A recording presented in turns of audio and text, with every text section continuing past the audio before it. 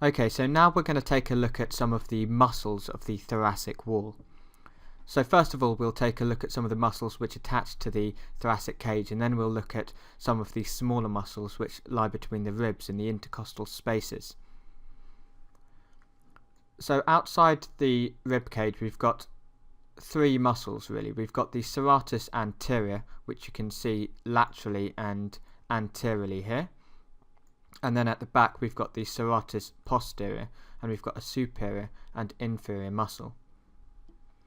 So we'll start with the superior muscle. So as you can see here, the serratus posterior superior originates on the spinous processes of the vertebra.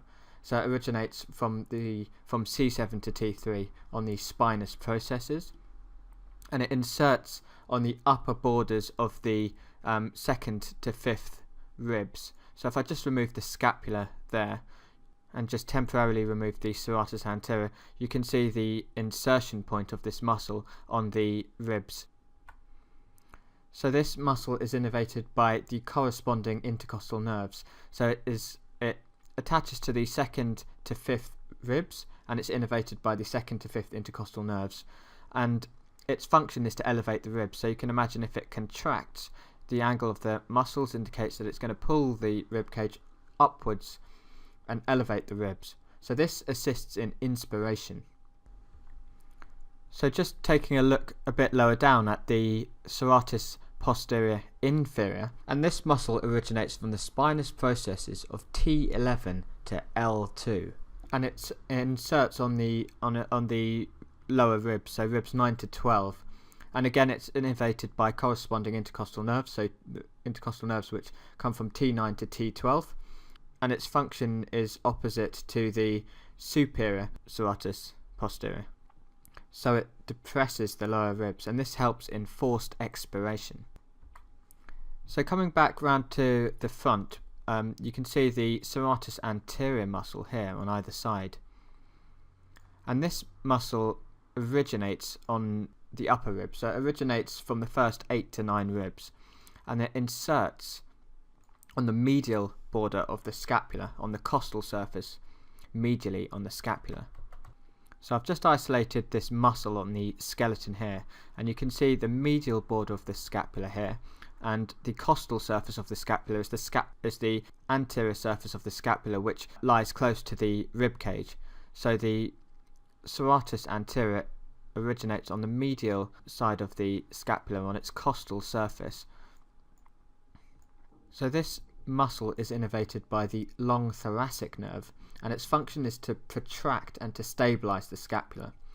So it works to pull the scapula forward around the thorax, and it also keeps the scapula pressed against the thorax.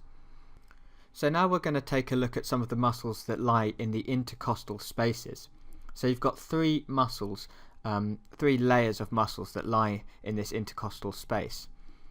So the intercostal spaces are the spaces between the ribs, and the three muscles that you have are the external intercostal, the internal intercostal, and then you've got the innermost intercostal muscle.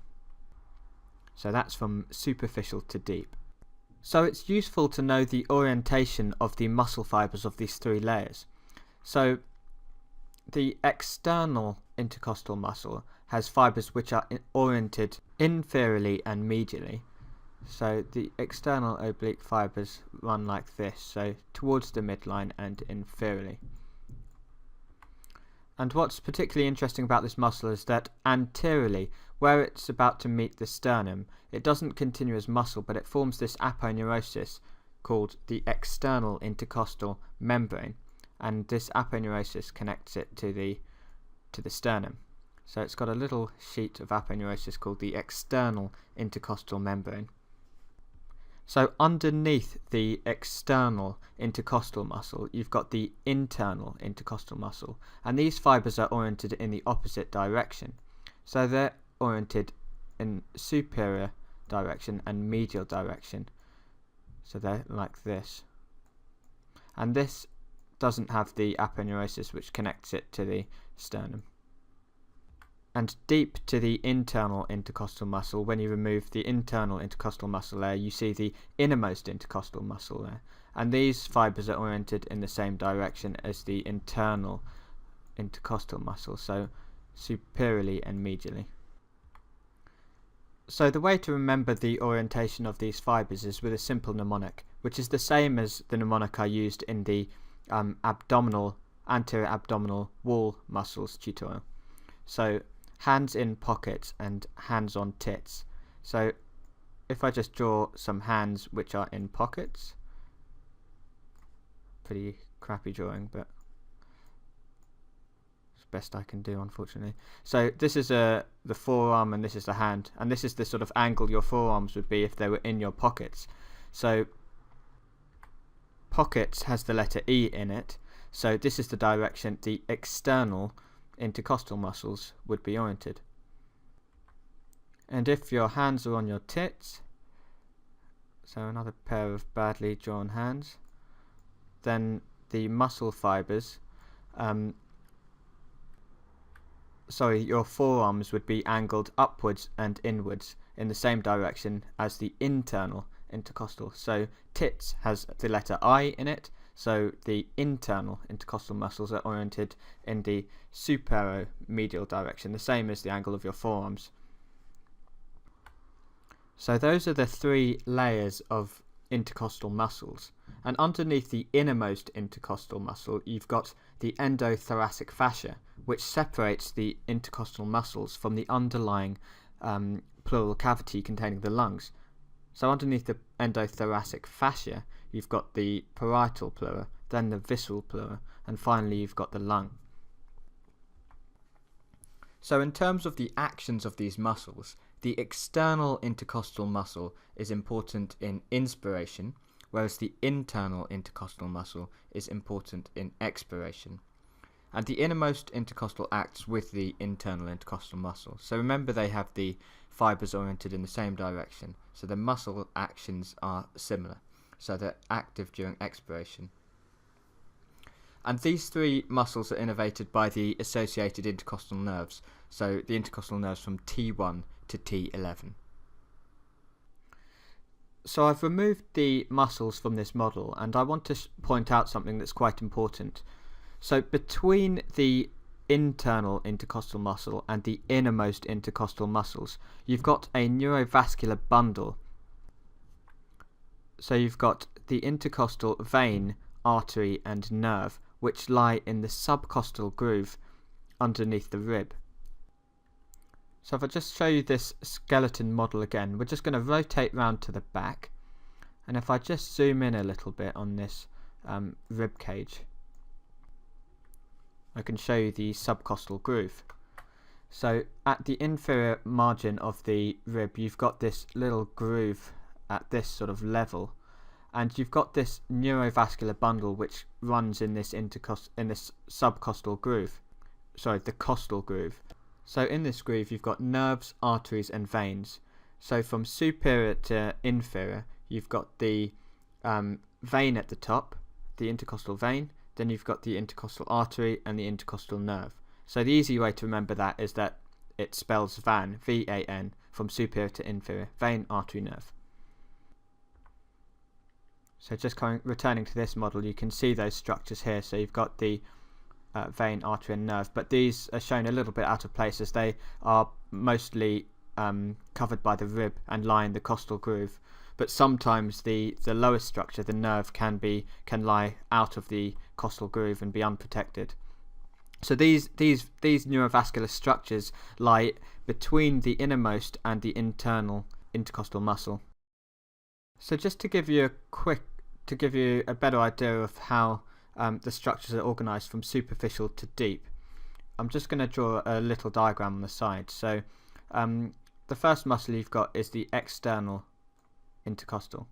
Then underneath that you've got the internal intercostal, and then the next muscle down is the innermost intercostal, and between these two muscles you've got the neurovascular structures. So at the top you've got the vein, and then you've got the artery, and then you've got the nerve, and then underneath the innermost intercostal you've got the endothoracic fascia, and then just underneath this you've got the pleura. So you've got the parietal pleura,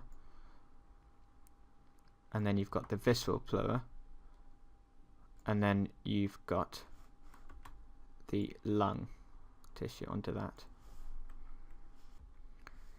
So just coming back to this model again, we've got 3 more muscles that we need to talk about, and these are quite minor muscles, but I'll just talk about them very quickly. So rotating around to the back, I've dissected away the serratus posterior and the intercostal muscles from the right hand side, and you can see these 12 small muscles here, and these muscles are called the levatores costarum muscles, and they attach from the transverse processes onto the rib below. So for instance, the 4th thoracic vertebra attaches to the 5th rib, so the transverse process of T4 attaches to the rib 5. So you've got these on either side. So I've just isolated the levatores costarum muscle on the skeleton, and you can see the 12 small muscles. So these muscles function to assist in elevation of the thoracic rib cage. So the next muscle is this muscle called the subcostalis muscle, and as you can see it attaches from one rib to the next below, or the 2 below. So this muscle lies on the internal surface of the ribs. And the final muscle, which I'm going to talk about, is this one, which also lies internally to the rib cage, and this is called the transversus thoracis muscle. So this muscle originates inferiorly on the body of the sternum and also on the xiphoid process, and it originates on some parts of these costal cartilages, and it inserts internally on ribs 2 to 6, so on the costal cartilages of ribs 2 to 6, and its function is to pull the ribs down. So those are the muscles which make up the thoracic wall.